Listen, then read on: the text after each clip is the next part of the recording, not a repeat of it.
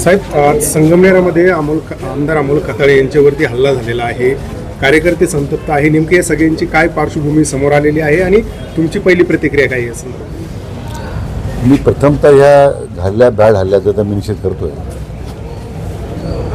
आता हे जे गुंड जे होते त्याच्यामध्ये ज्या त्यांनी हे कोणाचे पुरस्कृत होते, पोलिसांना या संदर्भात चौकशीची सूचना दिलेल्या आहेत. परंतु अशा प्रकारचा बॅड हल्ला करून महायुतीच्या आमदारांचा कार्यकर्ता आत्मविश्वास कमी होईल असं काही वाटत असेल कोणाला, तर मला वाटतं तर त्यांचा तो गैरसमज आहे आणि तो गैरसमजसुद्धा दूर करायला वेळ लागणार नाही. पण शेवटी कायदा हातात घेणं उचित नाही.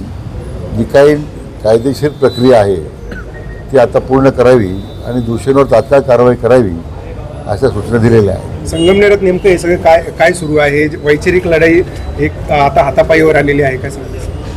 असं की काही लोकांनी लोकशाहीचा कौल आता मान्यच केला पाहिजे. आता जर त्यांना लोकशाही मान्य नाही आहे, ठोकशाही मान्य असेल तर मला वाटतं त्याच पद्धतीने तालुक्यातले कार्यकर्ते उत्तर देतील.